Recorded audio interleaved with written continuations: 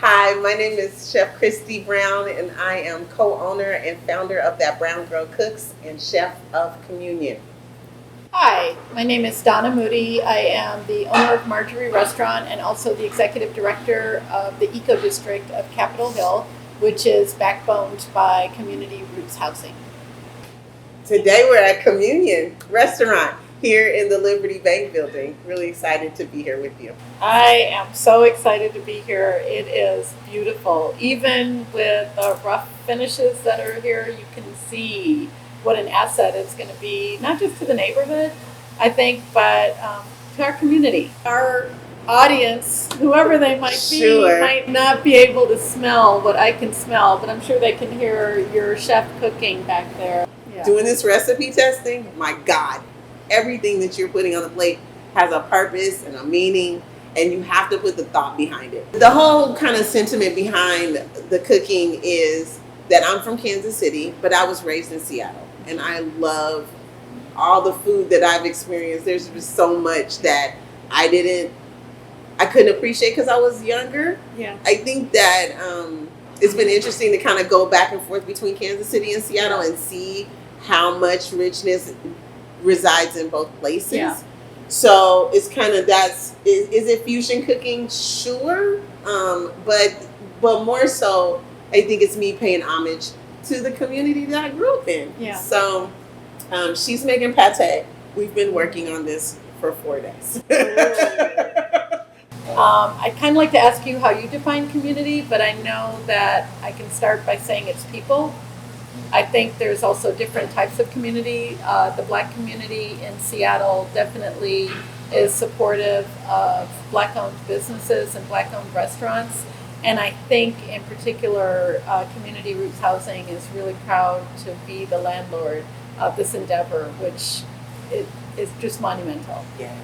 And I want people to understand that support is what keeps that fabric of small businesses in our communities to make them more interesting and to make people want to come from all over, not just Seattle, but from out of town to see this iconic kind of neighborhood and corner that we're in. I mean, this is like ground zero of the Black community in Seattle. How do you feel about returning to the Central District, especially in such a proud fashion with this beautiful space? It's a big deal. And I say that a lot just because there's layers to it. One is just like you said, when we started Food is Art, there weren't very many Black-owned restaurants in the Central District. I definitely feel like projects that work against some of the gentrification in some ways, that create an opportunity for Black-owned businesses to exist, that will draw not just people from the community, but also people who've been displaced back to the community because they get excited about it. I think about like some of the, past Black-owned restaurants that aren't open anymore, and just our connection with food and community. Mm-hmm. And it makes me kind of want to ask, I think a lot as food as like the core of community. It allows us to bring people together. Mm-hmm. People talk a lot around food, around a table.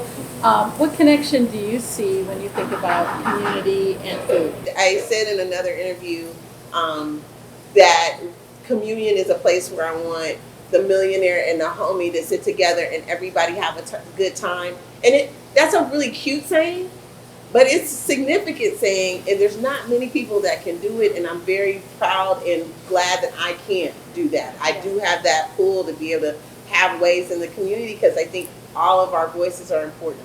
In many ways, think that we can take that in a broader way, the way you're describing where people are sitting next to each other and talking, that what we need so much more is conversation and a greater sense of community. For sure. And I just feel so proud that you are here representing that and doing that, and you're the face of it. This is a great conversation for us to have because I know when I first met you, I was like, okay, one day I'm going to be like her.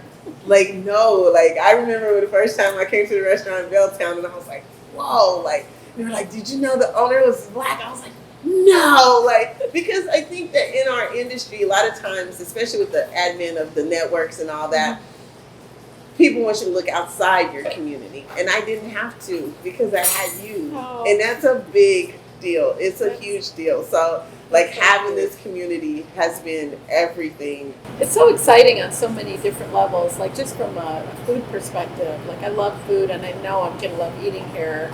I love just the representation of what you stand for and what you're bringing to this community. And I just feel really proud that Community Roots Housing is your landlord, because I am sometimes blown away by the efforts they make to get people in these places and to hold them there and support them. Right.